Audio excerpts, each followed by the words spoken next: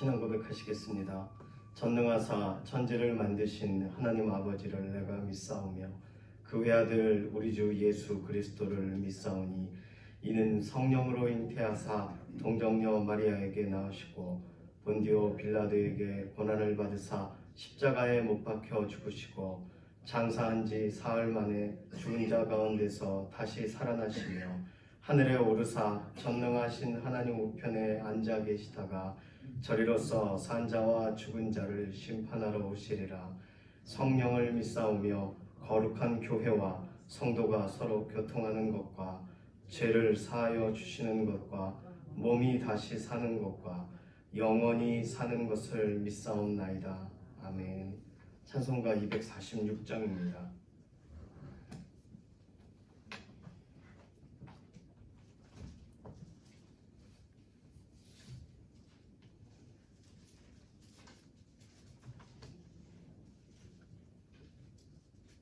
246장입니다. 나가난 땅 귀한 성에 들어가려고 내 무거운 짐 벗어버렸네.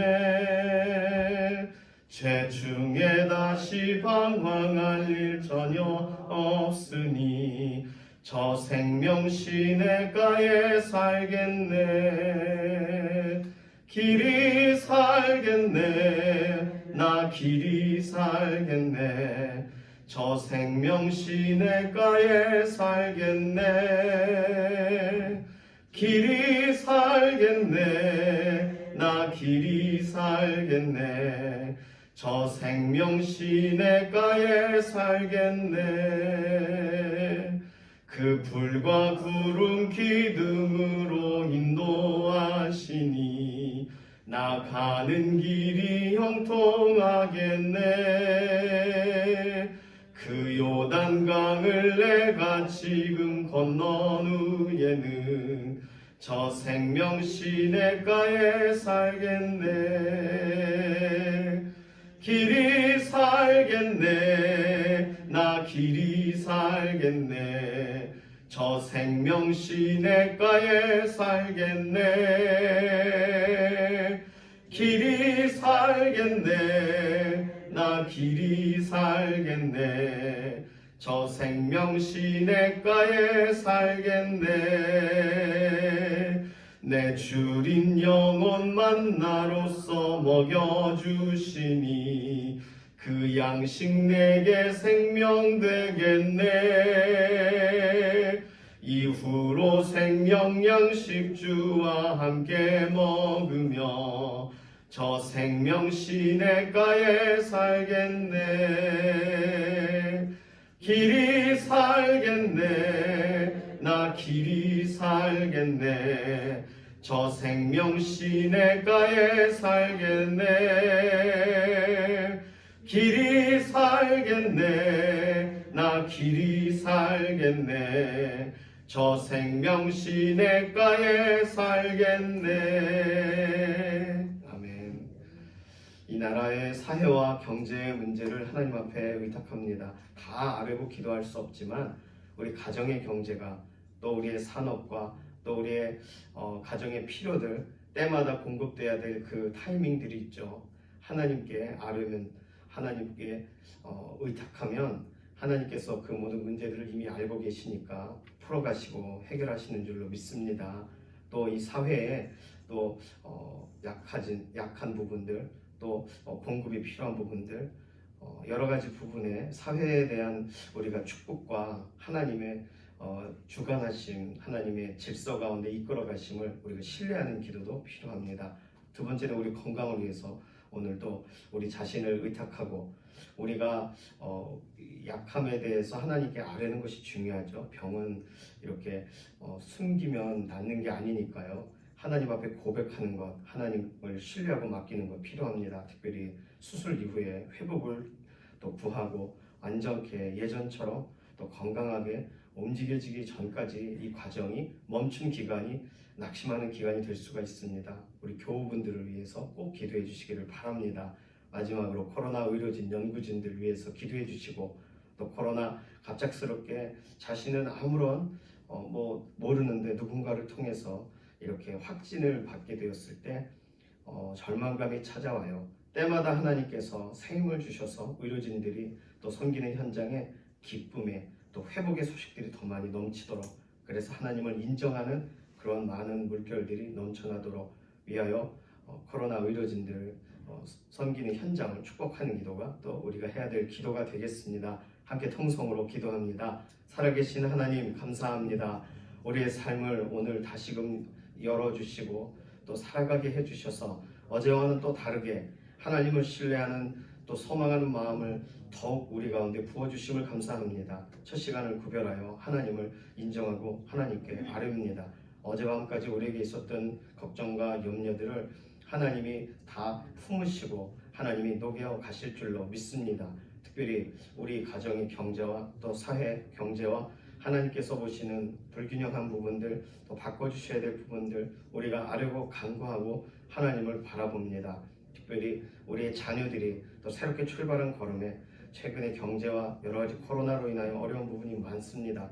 의의가 꺾이지 않게 하여 주시고 소망 가운데 꿈꾸며 시작한, 기도하며 꿈꾸며 시작한 많은 일들에 어려움 당치 않도록 때마다 하나님께서 길을 열어주시고 그 마음을 강하고 담대하게 하나님을 의지하여 나아가는 소망의 걸음들이 되게 하여 주시옵소서.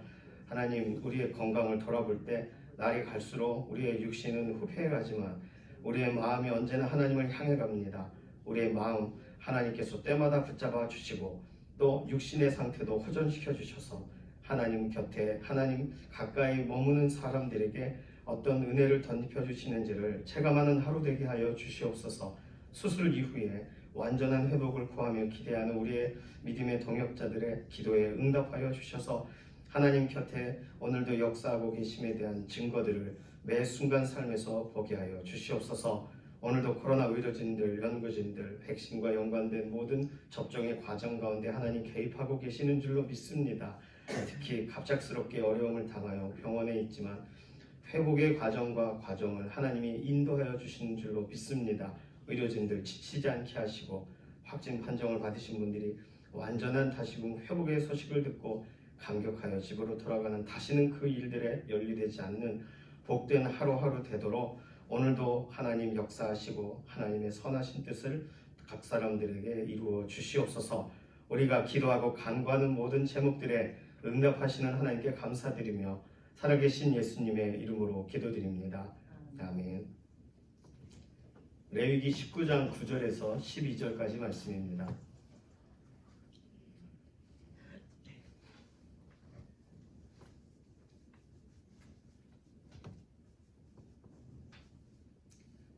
레위기 19장 9절에서 12절 함께 읽습니다. 너희가 너희의 땅에서 곡식을 거둘 때에 너는 밭 모퉁이까지 다 거두지 말고 내 떨어진 이삭도 줍지 말며 내 포도원의 열매를 다 따지 말며 내 포도원에 떨어진 열매도 줍지 말고 가난한 사람과 거류민을 위하여 버려두라. 나는 너희의 하나님 여호와이니라. 너희는 도둑질하지 말며 속이지 말며 서로 거짓말하지 말며 너희는 내 이름으로 거짓 맹세함으로 내 하나님의 이름을 욕되게 하지 말라. 나는 여호와이니라. 아멘. 오늘 본문에서 특이한 부분은요, 너희가 너희의 땅에서, 하나님이 허락하시는 땅이 있죠. 하나님께서 약속하신 땅이 있습니다. 너희의 땅이라고 그랬어요. 그럼 우리 땅에서는 우리 기준으로 우리가 할 수 있는 것 성실하게 계획한 대로 진행하면 되지 않습니까? 우리 기준에 따른 일들을 무엇이든지 할 수 있습니다. 새 집을 얻었어요.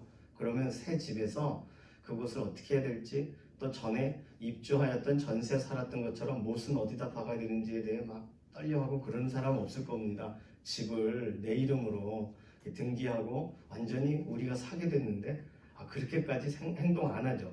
모든 것을 이렇게도 바꾸고 저렇게도 바꿔보고 새롭게 합니다. 하나님은 그 모든 것에 기회를 주셨어요. 너희의 땅이라는 표현을 쓰셨거든요. 이거는 내 땅에서 이렇게 말씀하신다면 하나님의 땅에서는 하나님의 기준을 따라야 된다라고 우리는 바로 알 겁니다.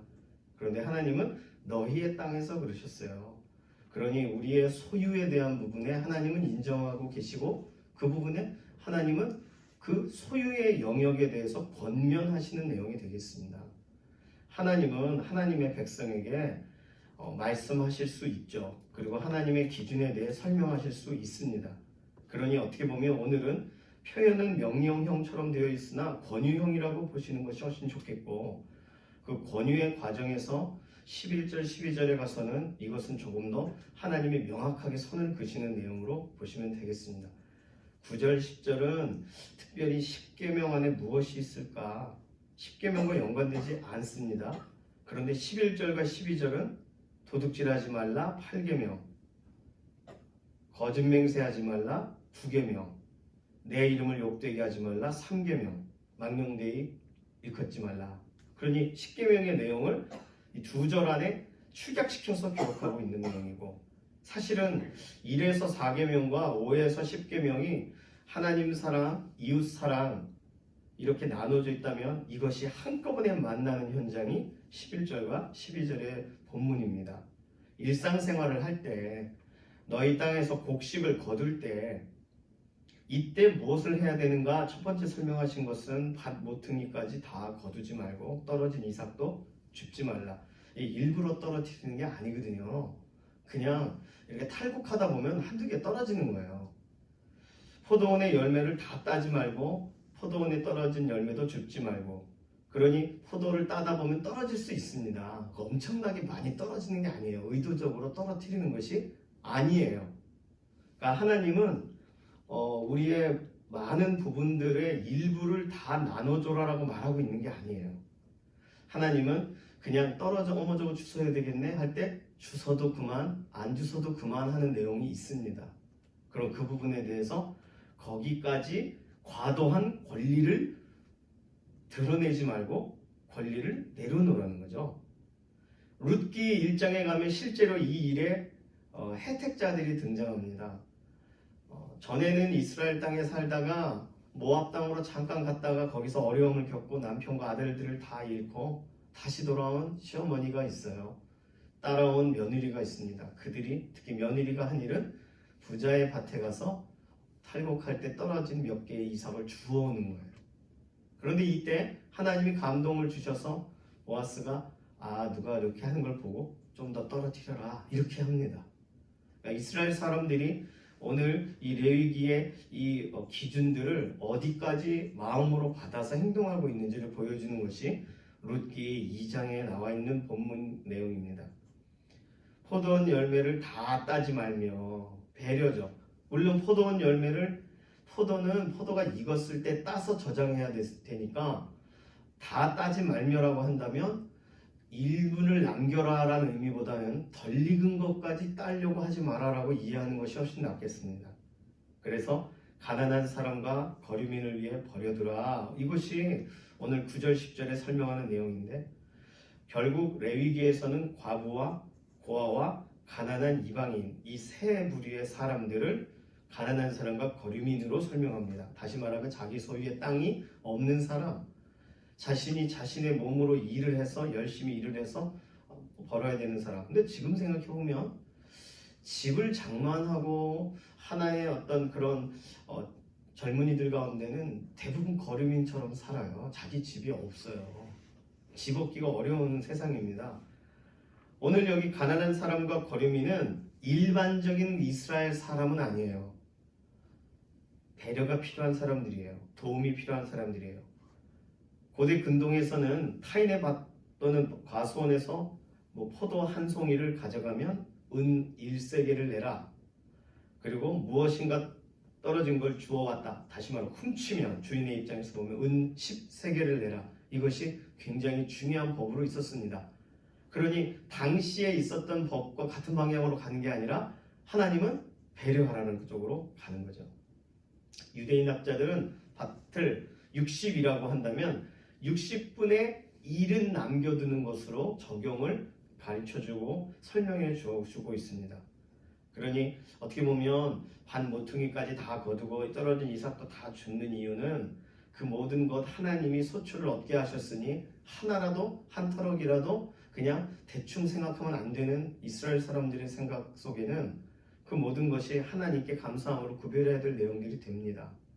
그런데 어찌 보면 부족한 부분이 생길까라는 염려가 아닌 하나님을 믿으라라고 내려놓으라는, 하나님을 신뢰하라는 표현이 될 수도 있겠고, 또 내 주변에 그렇게 어려운 사람들이 와서 우리 밭에 기웃거릴 경우에는 기회를 주라는 거겠죠.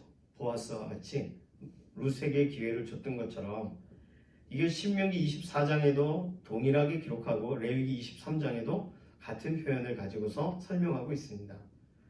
두 번째로 본문에서 11절 12절에 설명하는 건 좀 더 적극적인 기준들이 돼요. 도둑질하지 말며, 속이지 말며, 서로 거짓말하지 말며.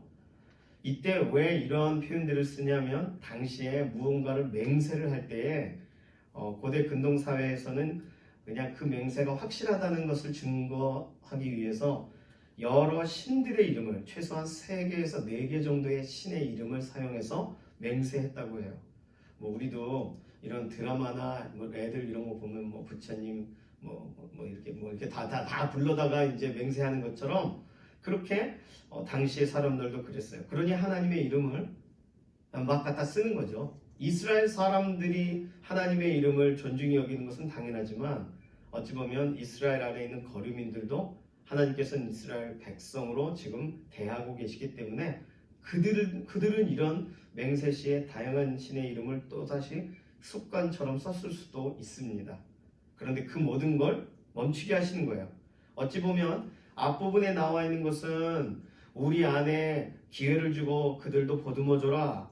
그러나 두 번째 내용은 혹 그들도 포함된 계명으로 확대돼서 설명하는 것일 수도 있습니다. 거짓 맹세, 그냥 말을 위해서 하는 맹세들, 하나님의 이름을 욕되게 하지 말라. 그러니 일상생활에서 우리가 어떻게 해야 되는지를 설명합니다.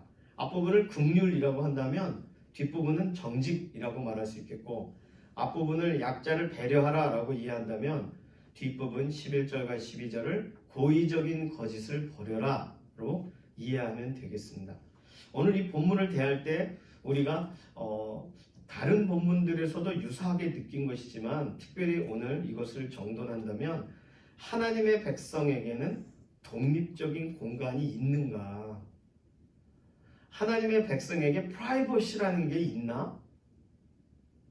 유명인들을 보십시오. 유명인들을 보시면 유명인들의 딸들, 자녀들을 최대한 언론에 노출하지 않으려고 해요. 그런데 어떻게 다 찾아내요.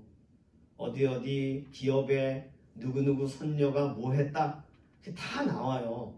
그러니 수영하는 모습도 찍고, 공부하는 모습도 찍고, 학생인데, 고등학생인데, 중학생인데, 또 어떤 누구누구가 아이를 낳았다 그러면 그 아이의 모습을 이렇게 보고 싶어서 파파라치들이 사진을 찍습니다. 보호받아야 되고, 똑같이 어린 아이들이라면 아이들 대우를 받아야 되는데, 이렇게 어찌 보면은 관심이 굉장히 많아요. 그런 좀 독립적인 공간이 없이 꼭 유명인처럼 살아가는 것 같습니다. 왜냐하면 우리는 하나님의 이름에 걸맞게 살아야 되니까.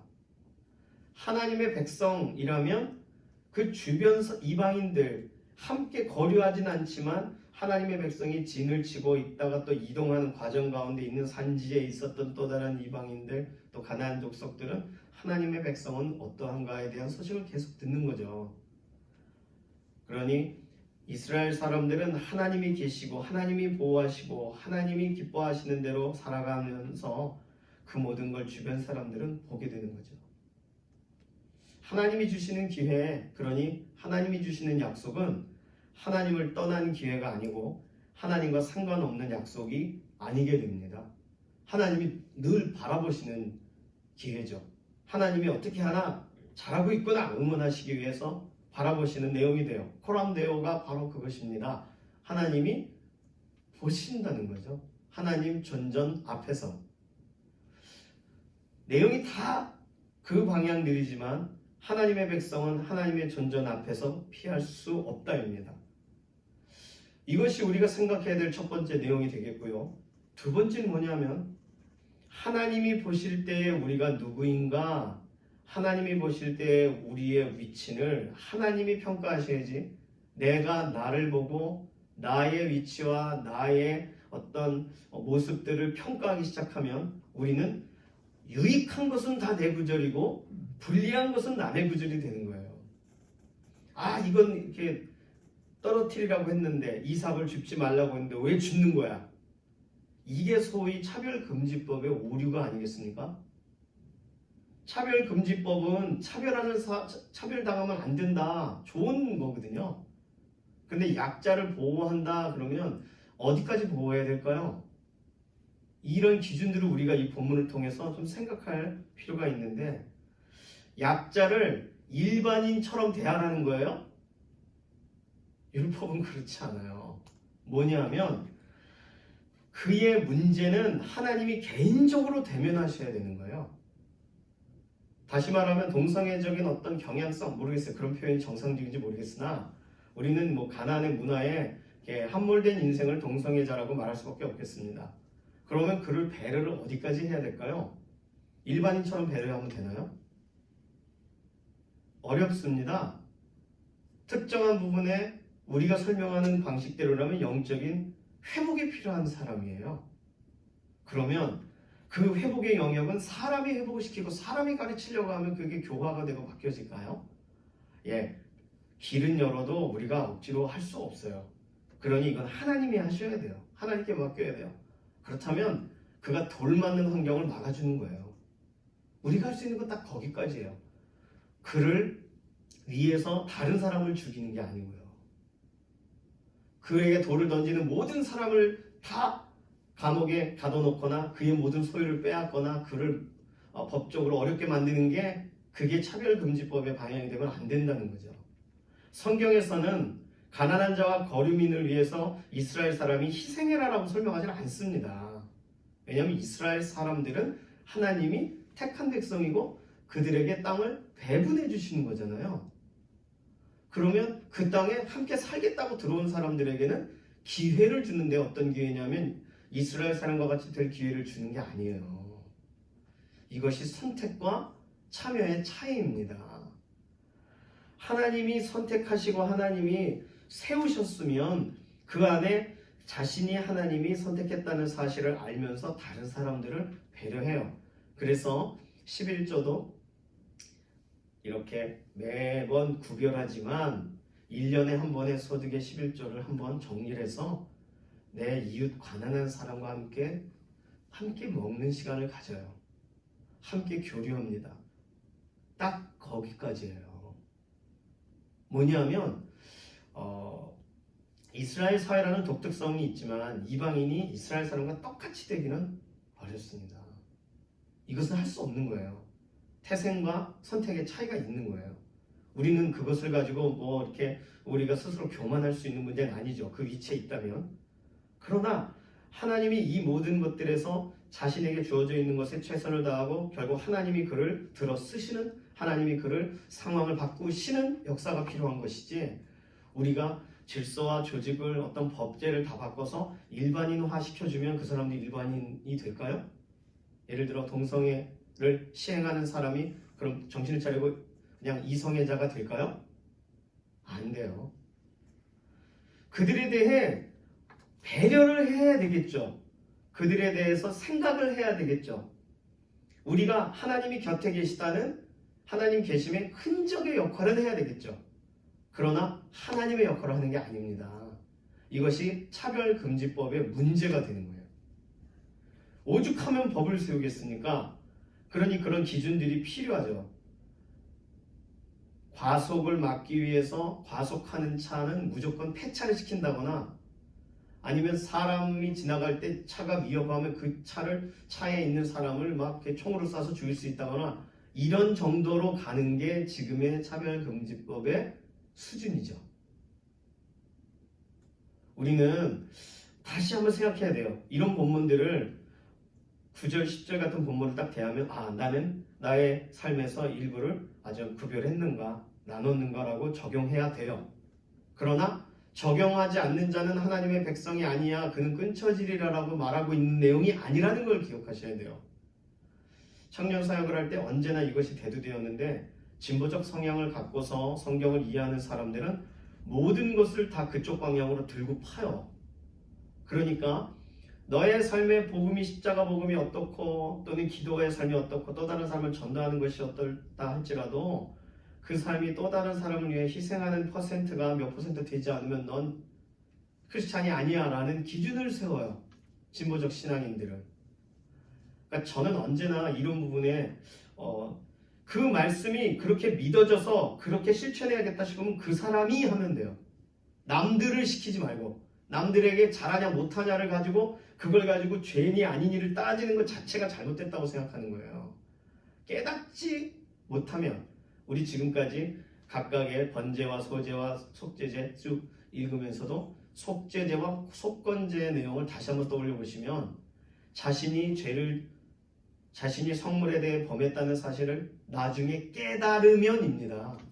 깨달을 때 하나님께 나아가는 제사의 문제지 깨닫지 못했을 땐 죄 가운데 있는 거예요. 그냥 누군가가 알려주면 아차 하고 돌이키면서 제사 하나님께 나 죄를 졌구나 하고 돌이키는 거예요. 그러니 하나님은 기다리세요.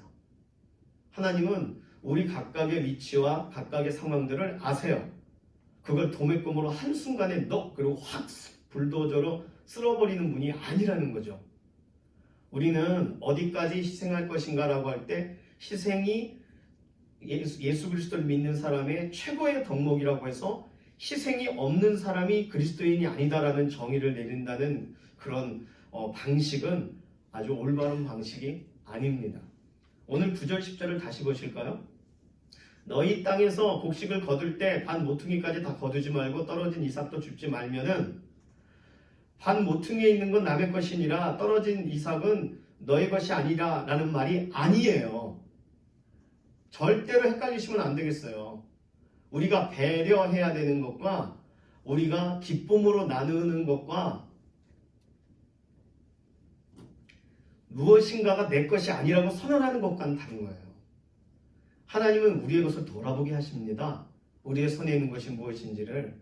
그래서 그것으로 또 다른 사람을 섬기는. 왜? 하나님의 이름에 걸맞게 살아가려면, 그 이름을 기뻐하는 자로 살아가려면. 그러니 모든 권리를 포기하라는 이야기예요? 밭 자체를 가난한 자에게 주라는 말이에요? 밭 자체를 거류민에게 주라는 뜻이에요? 아니에요. 절대로 이런 부분에서 오해를 하면 안 되겠습니다. 우리가 할 수 있는 영역이 있고 할 수 없는 영역이 있어요. 이걸 요구한다는 것 자체가 잘못된 거예요.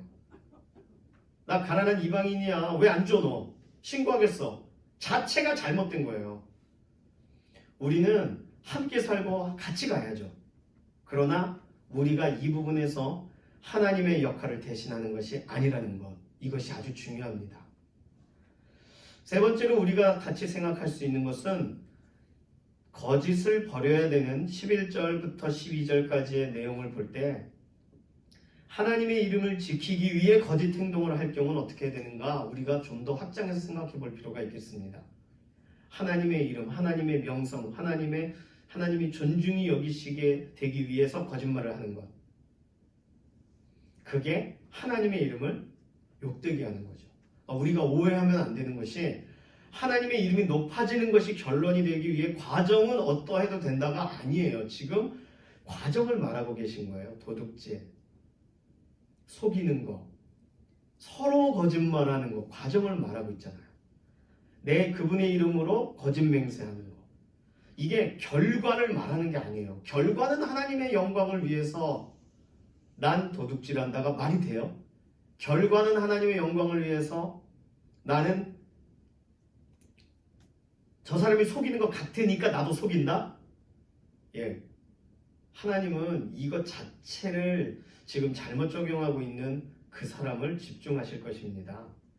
이사야 60장 22절은 때가 되면 나 여호와가 속히 이루리라. 베드로전서 5장 6절은 하나님의 능하신 손 아래에서 겸손하라. 때가 되면 너희를 높이시리라. 자, 그러면 도둑질을 왜 하는 거예요 지금? 그 때를 못 기다려서요. 왜 속이는 거예요? 하나님이 풀어주실 날을 기다릴 수가 없으니까 또 속이는 거예요. 하나님을 믿지 않기 때문에 하는 행동입니다. 자기가 할 수 있는 대비책을 세우는 거예요. 도둑질이라고 나쁘게 써서 그렇지 너의 대비책을 내려놓으라 라고 말하는 거예요. 11절과 12절은. 왜냐하면 그것은 하나님을 욕되게 하는 거니까. 하나님을 믿지 않는 거니까. 다시 말해서 내가 어려워요. 부족합니다. 먹고 살기 어려워요. 그럼 장발장처럼 빵을 도둑질 해야 되겠습니까? 장발장이 훔친 빵은 엄청나게 큰 빵이죠. 작은 빵이 아니고요. 지금 그때 그 신부님이 금초대도 가져가고 다 가져가시오. 그 사람 내 것이 아니오. 뭐 내가 주었어. 그건 배려예요. 그것이 정상적인 게 아니고요. 그건 배려예요. 그 기물의 값을 그 신부님이 다 내주고 장발장을 가라고 하는 거 아니겠어요? 그 교회권이가 마음대로 퍼준다가 아니고. 그렇게 본다면 지금 이 11절과 12절은 어려움에 처한 사람은 어떻게 해야 되는가를 말하고 있는 것이고 9절과 10절은 그 사람을 보았을 때 우리는 어떻게 대해야 되는가를 말하고 있는 거예요. 동전의 양면과도 같겠습니다. 진심이 통용되는 것 같지 않는다고 해서 또 다른 억울한 행동을